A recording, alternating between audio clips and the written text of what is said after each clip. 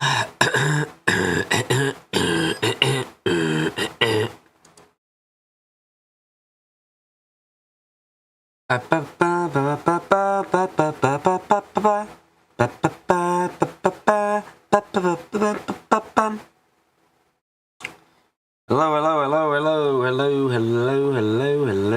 It is time yet again for more border making, working.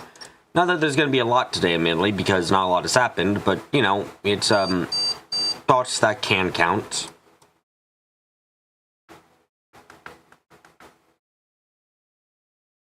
Good morning, Sleep Master. You say that, Espes, when you say it like that, it makes me think of someone who's like in control of their ability to sleep. I do not have that ability.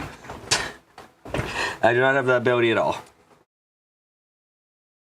Well, also, let me just turn on the music. Or appropriately. There we go. Okay. So what? Oh my god, my voice. Oh yeah, just gotta put this here again. For you. Still not doing anything. I think that's a very pertinent update for you.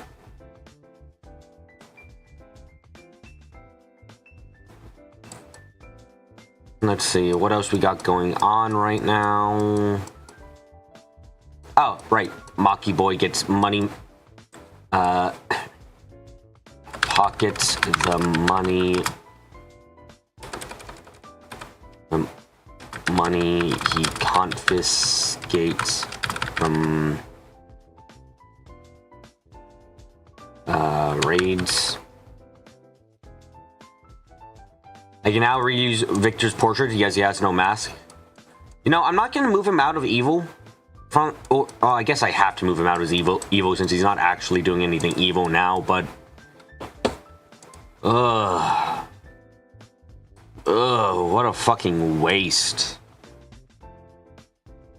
It's very weird to say this, I'll admit, but I feel almost like a level of disgust at the game for what they've done with what they did with Victor. Like, it's such a absolute waste of time and effort that it actually fills me with a feeling of like, what the fuck is this?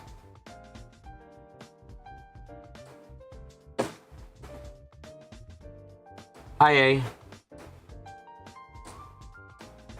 Where are you, Victor?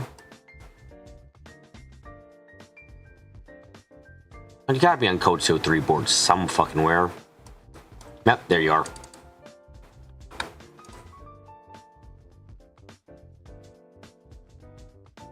Yeah, what I was saying, Victor is perhaps like the biggest waste of time I've ever seen in a while. He exists to make the story worse, and that is it. That's what it feels like, at least.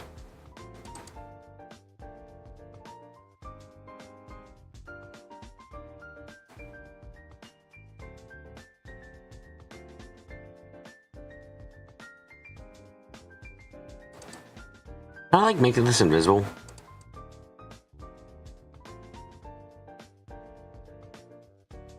I don't want to actually delete it. Border. I guess I'll just fucking delete it, yeah.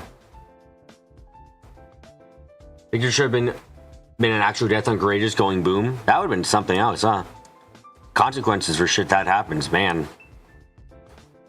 The curse did not help on Victor's part. No, it really was just a case of why the fuck are you here? Yeah, you're going in the category of fisherman. Not gonna contribute shit to the plot.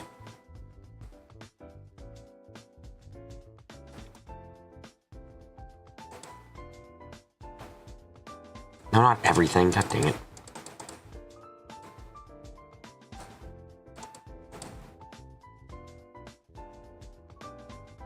The Victor should have oofed is growing larger. Yeah, it just, he was a little like, despite how everyone was building him up, he was literally just a roadblock in terms of the story, you know?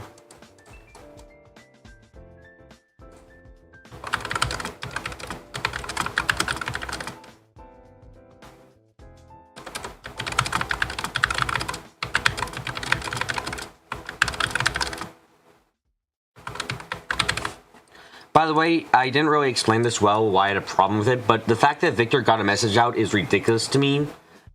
Just because it's a case of like, wow, the curse can force him to fight, but it can't stop him from sending a fucking text. I feel like what if the curse can make you fight, I feel like it should be able to do the other things. Sitting Roblox, McBurn should get a note. Oh, poor McBurn.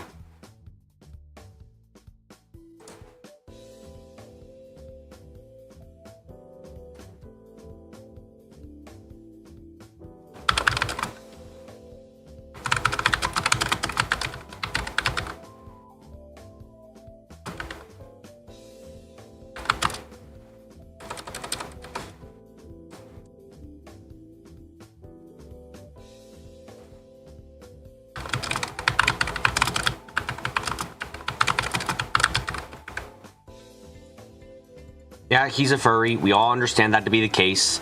McBurn is a certified furry. We understand? We understand. Good.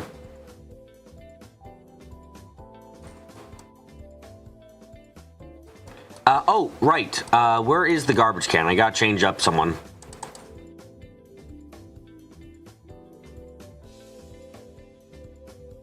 Give me a garbage can. I need that. No, not the words. I need the garbage. No, not the word, the garbage. God fucking damn it. Hold on a second. Probably got an easier... Yep, that's an easier garbage can to grab. There we go.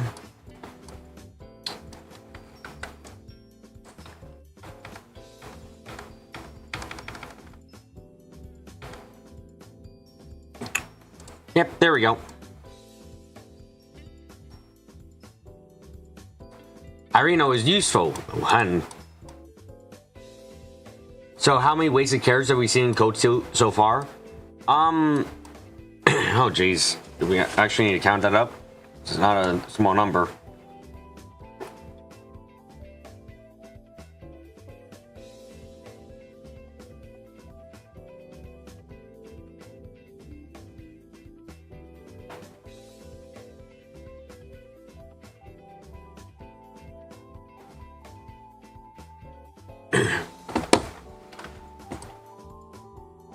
Irino is useful.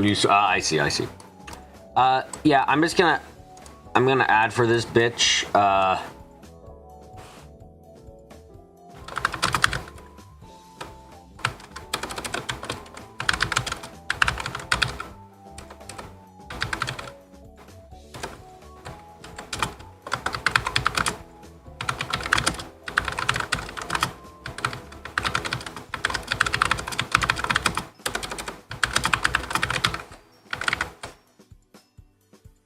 Also, the whole charade with Kleins and Co. Kleist and Co. Not Kleins.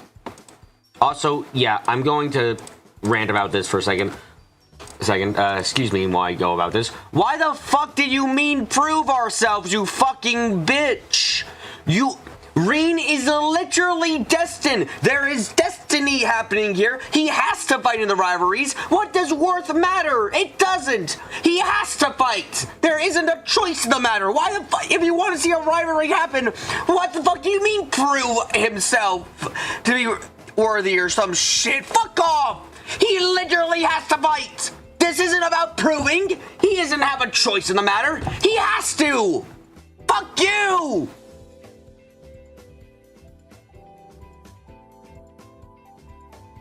I fucking hate that shit. I hate it so much.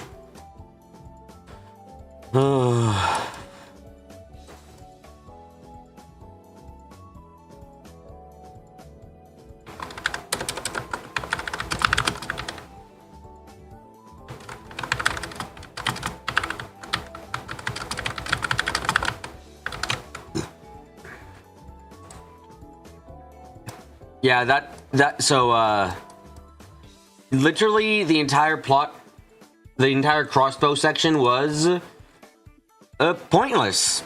There was no reason for it to exist. The game just was like, oh fuck, we have to tie, we brought back Laura's dad and we have nowhere to use him. Let's have him, he's at crossbow. Yep, that's it, good, done. We're so clever. So we can yeah, you can get a garbage can. I don't mind that.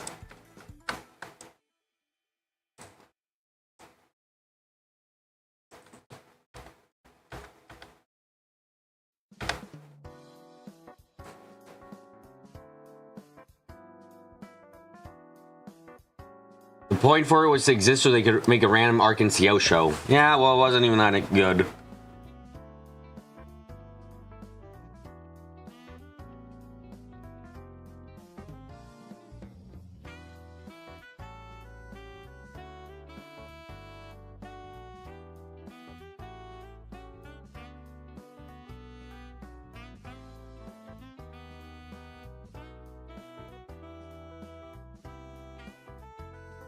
And you know, they spent a lot of time on it. I don't give a shit. That was so fucking bad.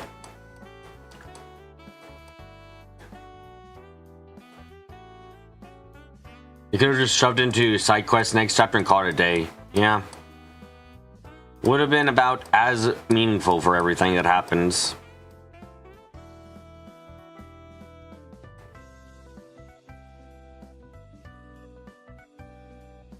Oh, right. Save counter goes up by 2.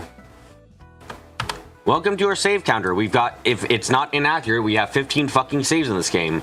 I'm sorry, is that more, or are we already at more than last game? I need to check now.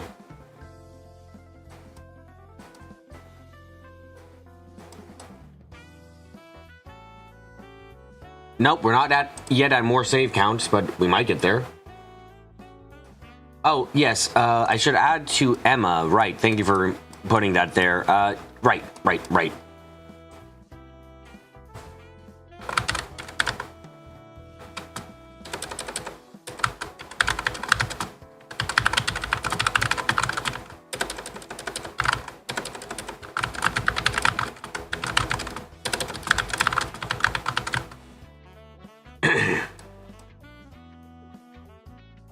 I don't like teleports.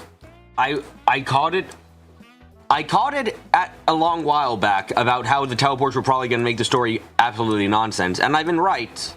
It does. Like, the fact that, like, I'm sorry, the teleportation is very helpful for just getting around a lot of things, and no one acknowledges it.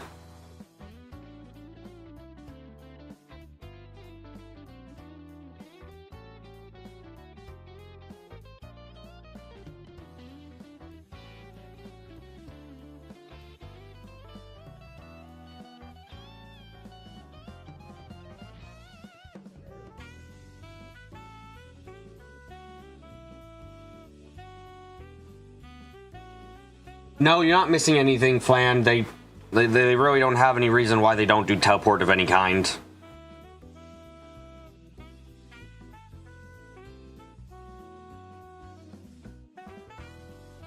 It's more than a little bit crazy.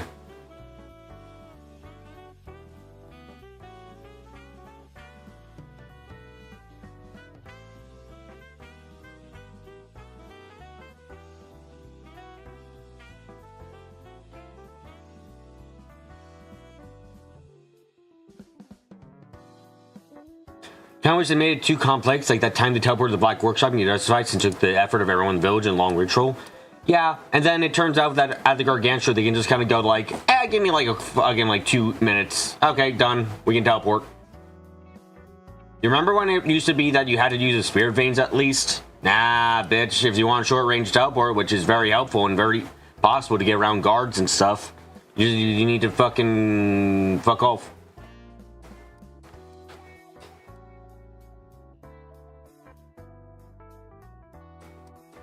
Worst part is there isn't really much to say about a lot of people right now for this.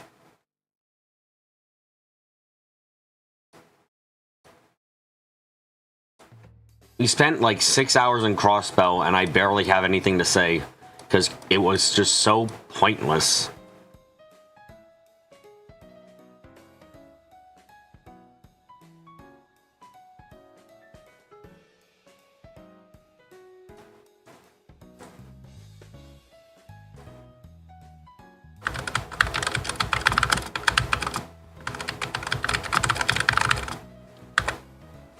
No, don't open up the fucking... Why do I have 8...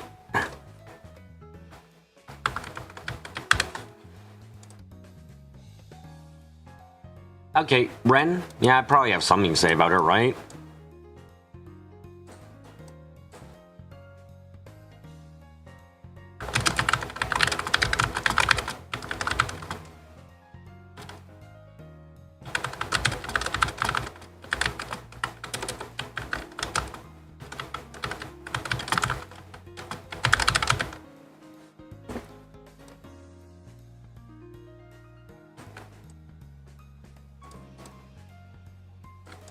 Why am I so bad at spelling abandoned specifically?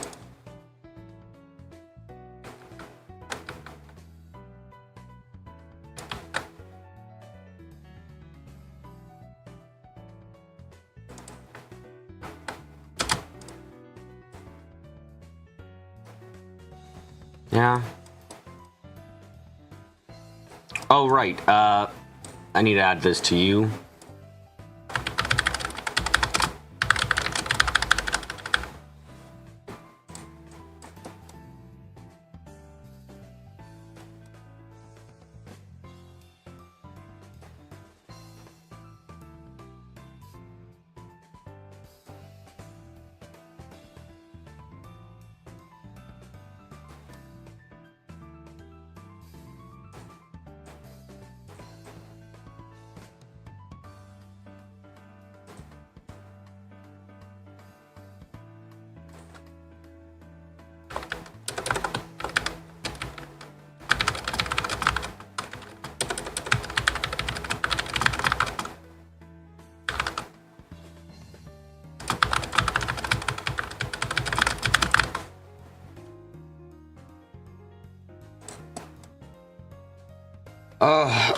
I get that really.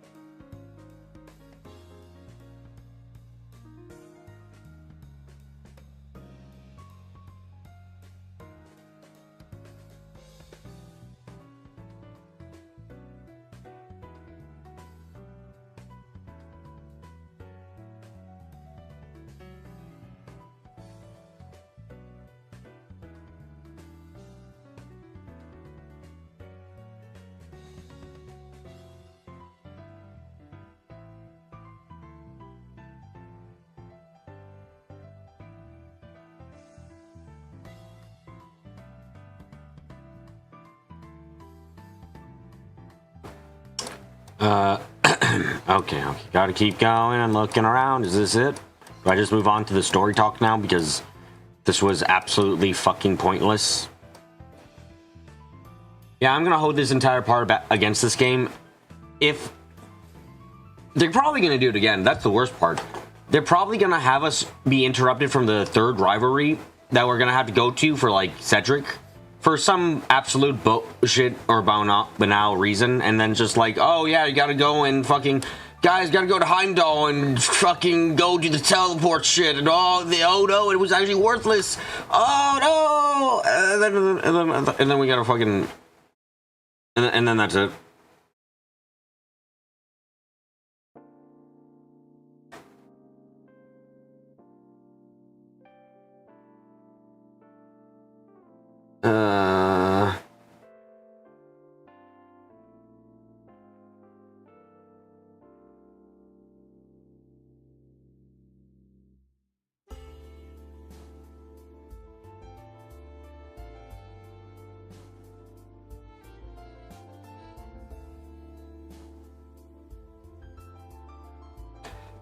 How large are the odds to use the barrier to block the next rivalry? Oh, absolutely. This series can't fucking stop doing that, so yes.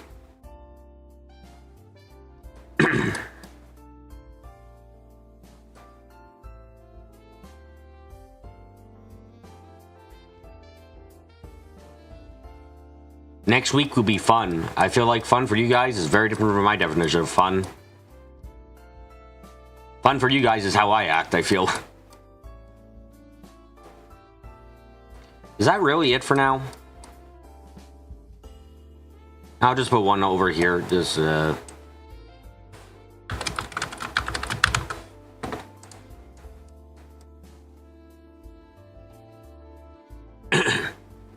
Anyway, that's the board. So now we got a little bit of shit to do, which is just... We got the next chapter of 3 and 9s to read.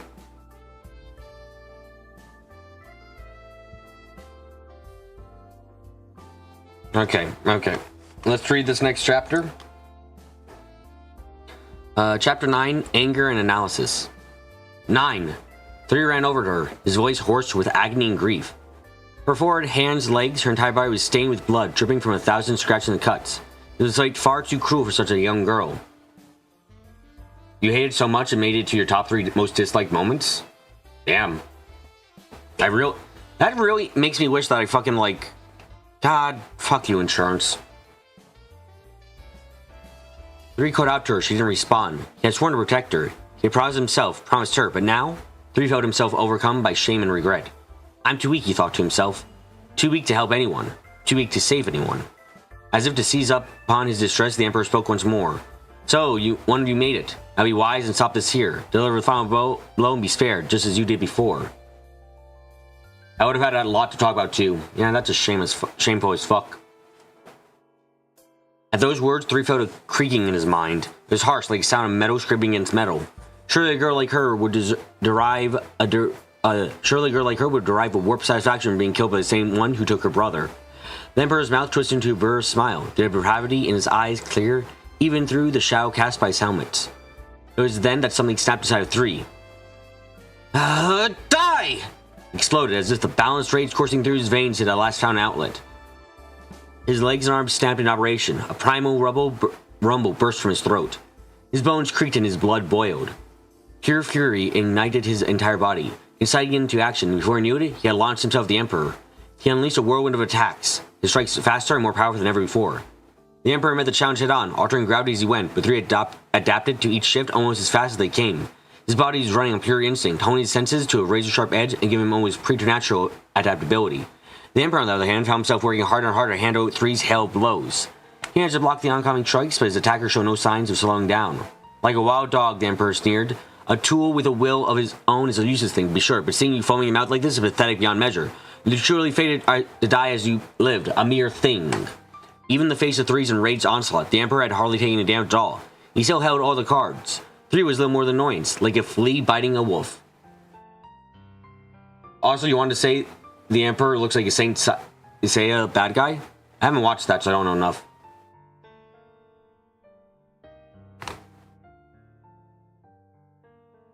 Three's thoughts bubbled back up to the surface. He found himself remembering something 9 had said. It was his natural sense of composure that allowed him to recall such a timely memory.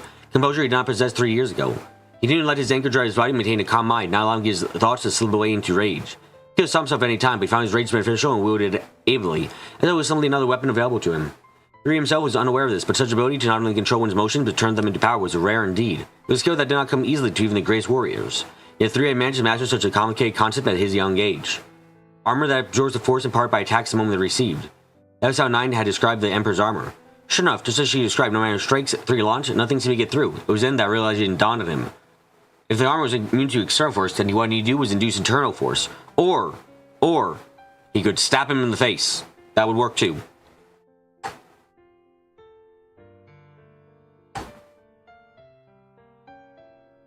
Anyone else may have given up at this point, but Three could scarcely imagine a more suitable target for his unique skills. He ignited his blade as one, squaring off against the Emperor again. The defining characteristic of Three's weapons was their ability to internally induce an arts-based explosion on their target.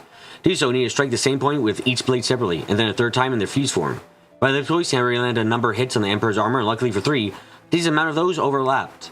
All that remained was the final step of the process, making contact with those intersecting points with his fused sword. Three attacked the Emperor with the same rage and power as before. This time, though, he failed to land a single hit. It was just a hairbreadth off every single time. The first step in his weapons process was relatively simple. He simply needed to land a strike with each weapon, creating two perpendicular lines that would paint a target for the ornament. The next part, however, was far more difficult. He needed to use a fused blade to hit the precise point where the two lines intersected. This was a much smaller target area, making the task that much more demanding. Still, Three was confident in his aim and knew he had the dexterity to pull it off. In spite of his skill and confidence, however, he continually found himself failing to land a decisive blow. The Emperor cackled in delight as he watched Three struggle. To him, Three's plight was nothing short of pure comedy. "I know my tools inside and out," he said, a dark grin spreading across his face. "Your methods of attack, how your weapons work, I understand these things even better than you." As if proving the Emperor's point, Three's next attack fell short as well. The Emperor launched a counter attack with a staff swung at the perfect angle. Three had figured out his foe's tricks. Right before each attack would land, the Emperor would make a subtle change to gravity. His timing was exquisite, and the trick was executed in a way that Three had no time to correct the angle of his sword. Further, the gravity was emanated by the Emperor's scepter did nothing at all when it failed to contact, but if it did, the resulting damage would be enormous. No, I've never played Final Fantasy or Dragon Quest, funnily enough. Thus far, Three had been able to evade or turn away each incoming swing, but he knew it was only because the Emperor was allowing it. He had yet to land a single effective hit, and the wear on both his weapon and his body was steadily mounting. The outcome of this battle seemed clear, and by all appearances there was nothing that could change its course. Thanks to his impeccable defense, the Emperor was nearly unscathed, whereas 3 was barely holding on, more and more looking like he would collapse any moment. In between the class, a momentary calm settled over the battlefield. As 3 was weighing his options, his voice broke silence. It was a lazy drawl, one that 3 had heard many times over the past. Analysis complete. Yeah, I'm not surprised about that. 9 shrugged her feet, looking as though she could fall back down at any moment. How? The Emperor's genuine shock escaped his low hiss because he's a dumbass. This, how the fuck are you here, not Mr. Emperor? You are only good at fighting because I want to say because you have 4 fucking artifacts. How the fuck are you an enforcer if you are one? Like, no, shut up. You're bad.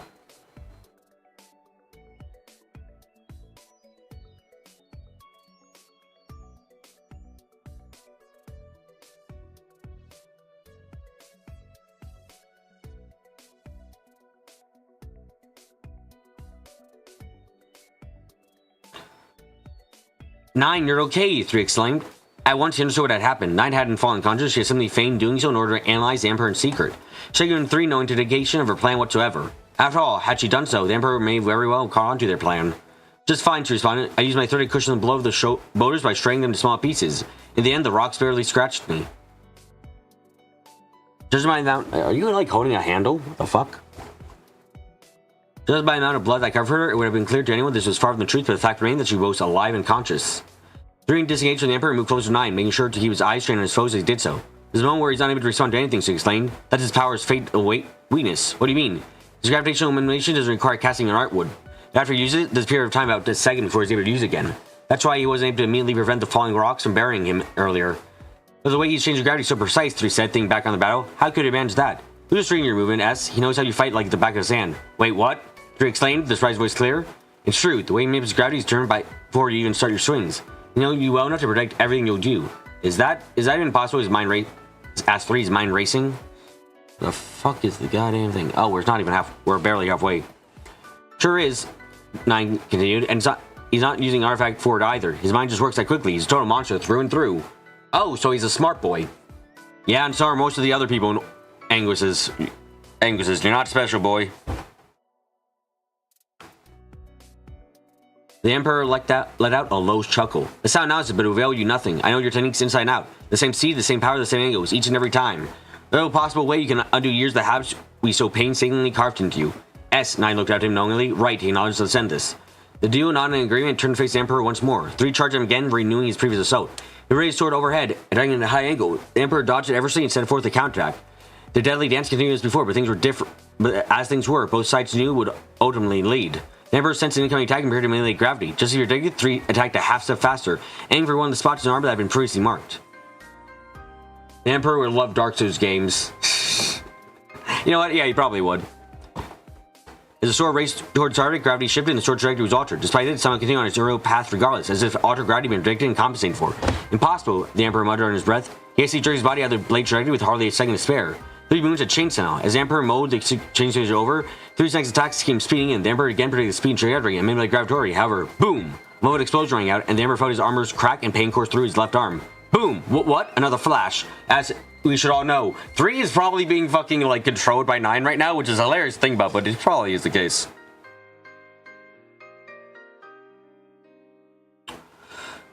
Boom, his right leg was now damaged as well. The Emperor was out under loss. Had 3 mentioned correctly predicted spatial manipulation? How was he suddenly able to alter his strikes to compensate for the gravity?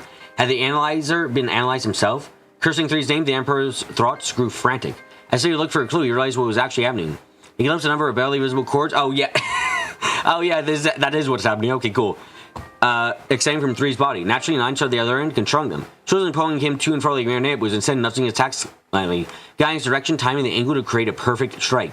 The Emperor may have been predicting 3's attacks and making adjustments, but I was doing the same to him in turn. It was her guidance allowing 3 to score direct hit after direct hit. Her superior intellect was, of course, a major reason why this was possible, but her relation with 3 was their true secret weapon. The two knew each other better than anyone else in the world, which allowed her to predict his reactions and movements at incredible accuracy. She used her natural understanding of her partner to help him adapt his combat style to fit the situation at hand. In that sense, the secret behind the upper hand they had gained was as simple as could be. You little wench! The Emperor let out an enraged growl laced with bitter hatred. Neither 3 nor 9 had ever seen him like this before.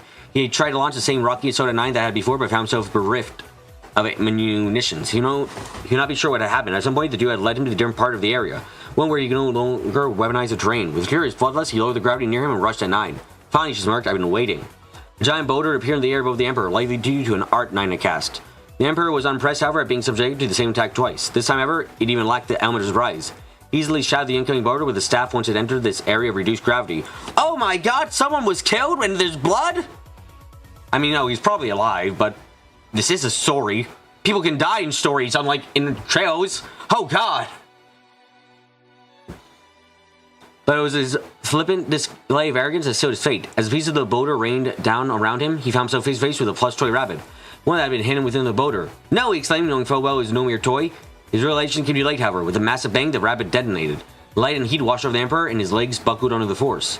Just then, another explosion went off at his back. 3 had landed a solid hit on his chest plate, and the resulting blast had blown it clean off of his body. "This is the end," 3 said quietly. The Blackheart Emperor's armor had been destroyed, and 3's blade had found its blade mark.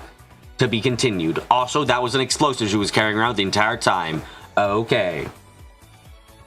Well, with that, there is just one other thing to read out then. I gotta read out there. We got a new book in the game, so I gotta look at that shit too. Hold on a second.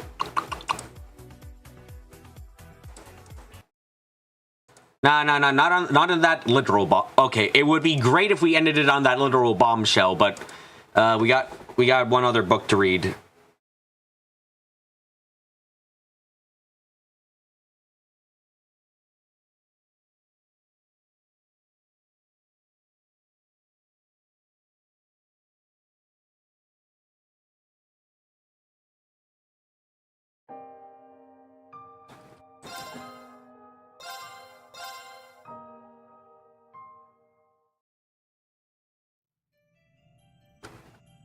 So close to this ending our pain and suffering.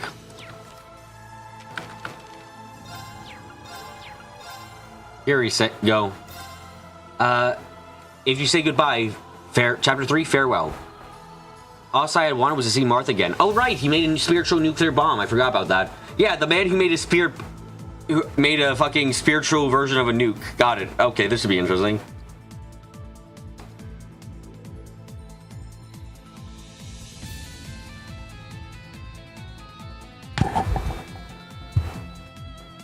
All I wanted was to see Martha again, to make toys for his old friend and see her smile again. How such a simple desire led him to commit this atrocity against the laws of nature? The device started heavy in his hands, but he kept hold of it all the same. Where did I go wrong? How can I possibly make up for this? Somebody, please somebody tell me what to do. For a moment it felt like something had brushed aside his shoulder. It was probably just imagination. He was so desperate for human contact, his mind was playing tricks on him. But he couldn't help but looking all the same. Nobody there. Of course not, I'm all alone. The street was deathly silent, without so much as a breeze that disturbed the fallen leaves on the ground. Sai smirked, ashamed of his own foolishness. How could he have let himself get his hopes up like that? I finally got to see you smile again, but then you didn't look happy at all. Sai knew that voice. He knew it anywhere. He spent most of his life wishing he would hear it again. Martha, is that you? Please, if you're here, show yourself. Talk to me, Martha. He didn't care if it was real or her hallucination anymore. If Martha was here, there was hope. Sai broke into run, scrambling through the streets, so there was no sign of Martha. Only her voice remained. You've been crying for such a long time, Sai. Thought you found something to smile about by now. I'm not crying. Why would I be sad? It's not that you're gone. We'll see each other again someday, so... Even as he spoke, Sai realized he was wrong. His cheeks were wet with tears. How long had he been crying? Had you ever stopped since the day Martha was killed? No, deep down, I always knew that you were gone, that you weren't coming back. He tried to deny this, burying himself in his work to avoid thinking about it, but there's no more hiding from the truth. I used to love making toys. I loved seeing the kids in the park play with them. But it was having my best friend alongside me that made all that worthwhile. I couldn't accept that you were really gone, Martha, that you were really dead. The words came spelling out, and Sai became aware of the bright light that hadn't been there before. It was so dazzling he had to shield his eyes against it. All the long hours worked up over the last 30 years had made him into made him indifferent to things like weather and natural light. Now a long forgotten sensation was beginning to stir in his mind. He remembered what it was like to walk with warm sunshine kissing his skin. Sai fell to his knees. When he opened his eyes, he found himself face to face with his old friend.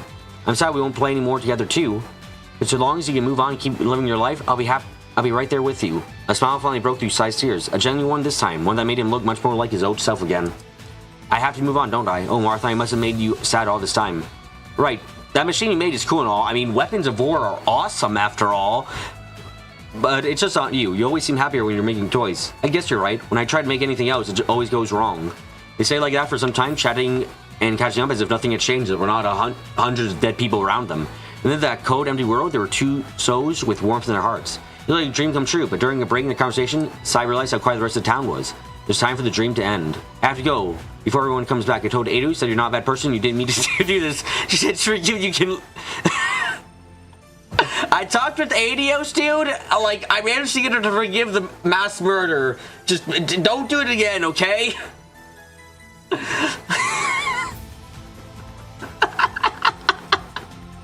Oh, that's funny as fuck. Oh, that's great. That's great. Martha took a step backwards. Goodbye, Sai. I'm really happy I got to be friends with you, and I like you better when you smile. Sai took a deep breath and rose to his feet. He had to do this right. Tears were streaming down his face, but he kept his voice steady. Thank you, Martha. I'm so glad I got to see you again. And don't worry, I won't let you down. I'll live a good life. I'll make you proud. 2 words for him, and the miracle that he worked so hard to achieve would be over. Kiseki logic right there. Look, trust me. I talked to Eidos. She'll forgive you for the mass murder. Part of him wanted to keep hiding from the truth, to make the moment last forever, but that temptation soon passed. He knew what he had to do, and he'd seen his own friend off the biggest, brightest smile he could muster. He wanted Martha to remember him like this. Goodbye, Martha. The girl was already starting to fade from view as if melting in sunlight. She kept waving the whole time until finally she was gone. Sai became dimly aware of a strange sound, a low-pitched drone that was gradually getting higher and higher. The road even changed in the blink of an eye. The town was once more teeming with life, the people on their feet again, going about their business like nothing had happened. Also, I wanted to say this. The man made... Okay, this is, as we all know, this is not fiction. The man made a fucking device that is probably on par with the Septarion. Like, it's not true resurrection, yes, but like, he made a device that brought back the spirit of a dead person. Like, holy shit, that's insane. That's incredible. I mean, it does cost like hundreds of people's souls to like bring it back for a bit, but you know, that's still quite something. Sai walked through the streets in a daze. Perhaps it was instinct or nostalgia. Eidos' guidance had led him to the park. Children gathered around him, looking at the strange machine under his arms. Hey, mister, what's that thing? What's it for? How does it work? Sai smiled. Oh, you know what's going to be a plot point in the future then? Oh yeah, definitely. I can't wait to meet Sai, who's working for the 13 factories. Who, you know, I can't wait to meet him. He's working for one of the 13 factories. He's trying to find the actual Septarion of water that will revive the dead. Not to revive his loved one, but like, you know, he realized that like maybe if he wants some extra time with those that died, you know, he wants to give them like a couple extra minutes. So he wants to get the Septarion of water to do that so people can have a couple of extra minutes with their loved ones before they go away, you know? That's it. He and the Septarian Zero said are horrendous precedent, people being able to artificially create Septarions. I mean, yes, it's why thinking that he made it a Septarion or something like a Septarion is not too absurd, honestly. Sai smiled. He knelt down and started tearing apart his invention, rearranging components to something completely different. Ta-da, it's a butterfly. He uses orb energy and the wind to fly. Wow, cool, I want one too. Or maybe he'll just make the Soul Cannon from Fugo Melody. That's who made it? Oh god, that explains everything. Yeah. I want one too. Let's have a race and see who can fly the farthest. Sai worked quickly. In a few minutes, the sky was alive with dancing butterflies and laughter of children. My god, a man... We've read a story about a man who just did that. Also, I just realized how fucking long... God, 3-9 is long as shit.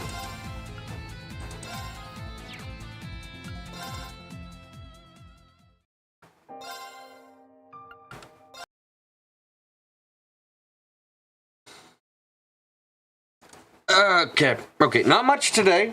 Not much today at all. But, you know what? Apparently we'll have a lot to talk about next week. It's not Red Moon Rose long, but it's not that far off. Yep. I hope you guys are excited for next week to get to whatever moment that everyone wants me to get at.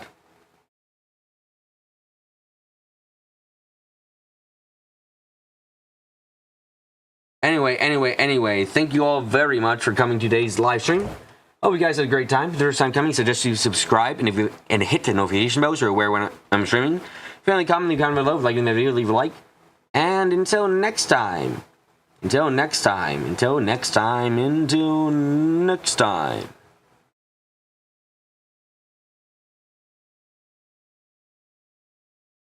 you all very, very much. Thank you all so much. And I'm gonna get close. I'm gonna get quiet. And I'm gonna say